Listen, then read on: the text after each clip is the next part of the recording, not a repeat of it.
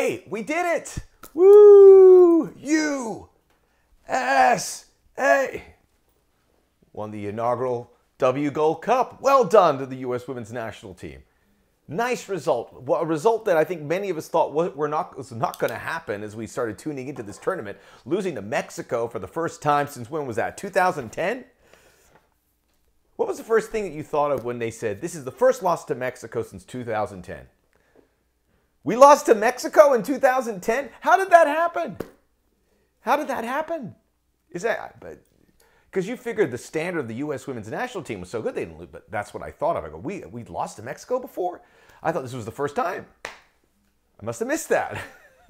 So, regardless, so much has happened since then and now, and I don't know what the premise was there. I don't remember that game, but a lot has happened to where the U.S. should not lose to Mexico. A lot of it's due to Mexico getting much, much better, which is great news for the United States because you're getting another natural rival. You're getting our region to be better. Great news, except for the fact you have to suffer the defeat. So, not many of us thought they would pull it off after losing to Mexico, but they did.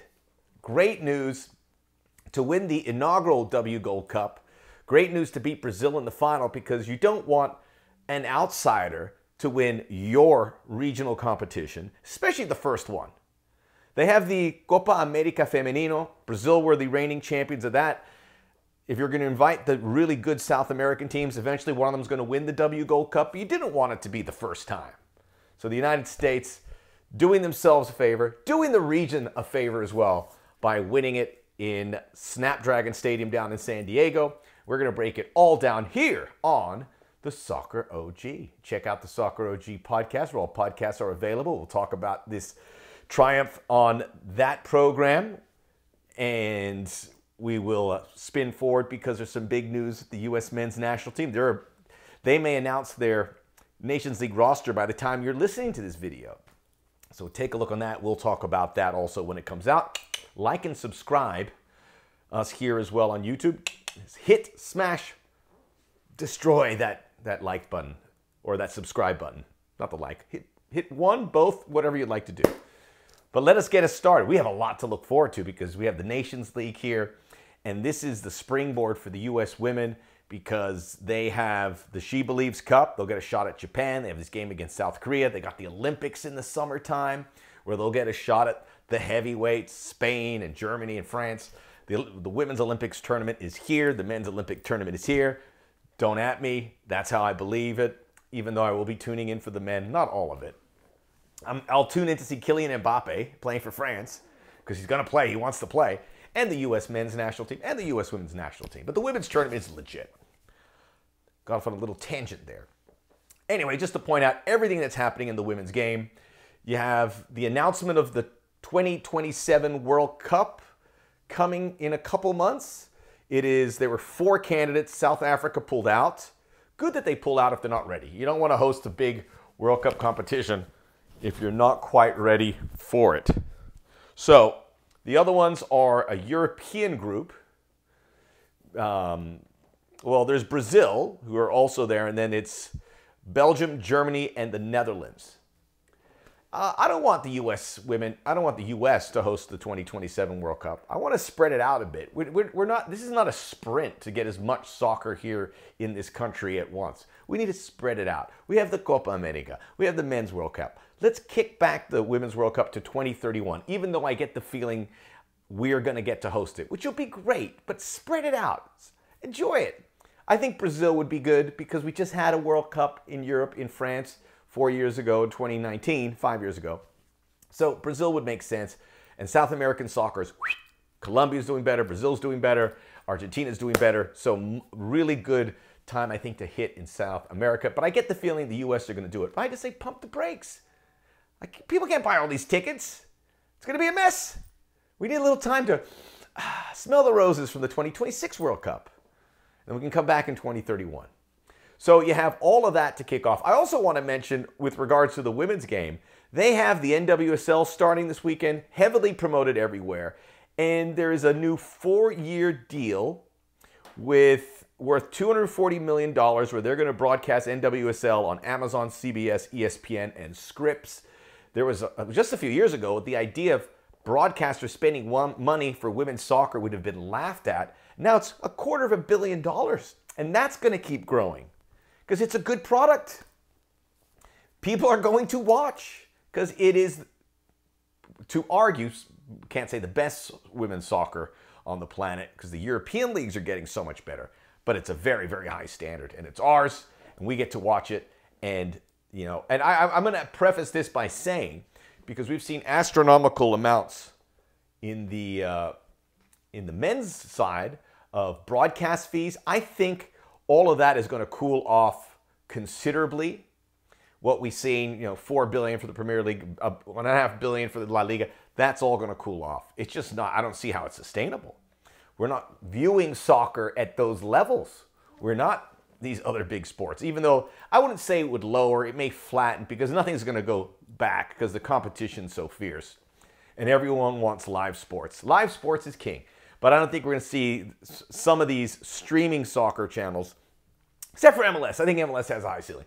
But La Liga and Serie A, I can't see them making that kind of money that they did, which was insane. Anyhow, NWSL trending in the right direction and trending like this, I believe. So let's get back to, we talked about all of that. I probably jumped ahead here, but I wanted to, this is a stream of consciousness where we talk about the beautiful game here. USA beat Brazil in the final. Twyla Kilgore, interim coach. Emma Hayes will come over when she is done with the Chelsea women. This, as we touched on, was a result. Look, it wasn't a thing of beauty, and there's a lot more questions that come out of this. But for the points I made earlier, winning your confederational competition is always important. Winning the first one's even more important. When you didn't play well, when maybe the pieces haven't fallen into place, coming off that Mexico defeat, using the conditions to your favor as they did against Canada in the semifinal, beating Colombia, which is a World Cup knockout stage team with a lot of young talent, beating Canada and Brazil, that's a nice trio in the knockout stages, right? That's really impressive for them to get through there. Even though it wasn't really pretty, they got the goal by Lindsey Horan at the end of the first, Horan, who started the tournament with maybe some comments. It didn't bother me, but I guess it bothered some people. She took a shot at the American soccer fans. And look, the American soccer fans are far from perfect. We're a mess. We are a mess, if I don't say so myself, and I include myself in that mess. We're still figuring it out. We gatekeep a lot. We don't let people in sometimes to follow soccer, and we're a little snobby, whatever it is, and we argue too much. We're not perfect, so I don't give her any grief about that. And she's a champ, and she scored an incredible header to get the U.S., and they were able to hang on. Was it a thing of beauty? No. Was this tournament a thing of beauty? No. Was there a lot of question marks to come out of it? Hell yes, because of we expected something different. We expected the kids to take over, and here is the U.S. leaning into Alex Morgan, Becky Sauerbrunn, Lindsey Horan to a lesser degree, even though I mean it's hard to call her an older player, but there were certainly a lot of them. Alyssa Nair's still there. She's, 35? And they needed her in the penalty shootout against Canada. But we can't, that's not, Nair and Morgan, Sauerbrunn, they're not going to be there for the next World Cup. Maybe the Olympics, but you've got to start pivoting. You should have done it already. The fact that Alex Morgan is playing ahead of Sophia Smith, I don't know if that means Smith's not the person or she's not ready. Not good. Even if you don't get the production out of her, I mean, you've almost got to marry yourself to the idea of playing the kids. Jaden Shaw not starting the game, I thought she should have started because I thought she earned it. But hindsight's 2020, the U.S. win, so the selections were the right ones. But this combination of the old guard still hanging around is never good news. And whether Sophia Smith is the answer or not, I think Jaden Shaw is the answer. You put him in there. This is building towards it. You want to win the trophies. This was an important trophy. And Alex Morgan played great. And she provided those little elements that maybe the U.S. doesn't have yet. You know, we saw her in the Colombia game getting under the skin of some of the opponents and vice versa. That was good. So you need that bristly part that the experienced players provide, but we need to see that next group step up.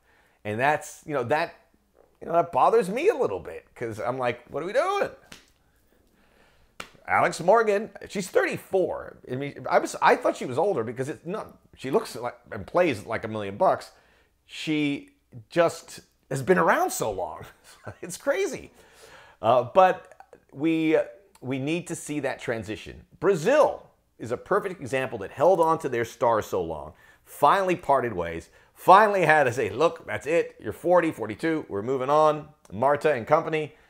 They let the younger generation in. They've won the Copa America Femenino. Marta was part of it. Now their future is very, very bright. So you've got to do it. And the United States is next. But the young players, Trinity Rodman, I'm a little puzzled by. I want to like her a lot, but sometimes I'm like, I just don't see it consistently. Although I think the competition will tell us whether she is going to be the starter there on the right side in attack. Sam Coffey was excellent. I think you lock her down there. Corbin Albert, she got a lot of minutes. She was excellent. Rose Lavelle's 28. My girl Jenna Neiswanger, Florida State Seminoles. Let's go. So you have that nice young core. So you're able to bring some of them along, just not all of them. And I don't want to nitpick here because the U.S. won this. And based on what happened against Mexico, I said if the U.S. make a final and lose, that is still a really good tournament. But they won the tournament. They won the tournament. Winning tournaments matter. This was a big tournament. By the way, the W Gold Cup, I don't know if you watched it, whoever is producing this clearly is investing in it big time. I think there was about 20 cameras. There were shots and crystal. Everything was well represented. Really good venues at BMO Stadium and Snapdragon. This is, you could tell a lot of money was invested in broadcasting this tournament, and this is something they're going to build on to the future.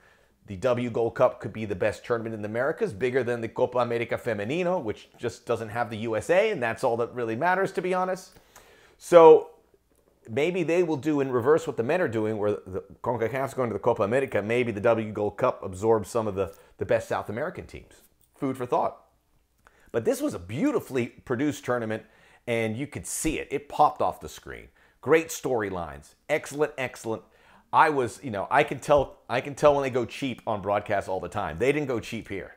This was putting the best foot forward. Excellent stuff, and we're happy. I know a little nitpicking, but look, there's a busy calendar. The women's national team is going to be front and center. We're going to be along for the ride. Good things across the board for the United States overall, and we will revisit here.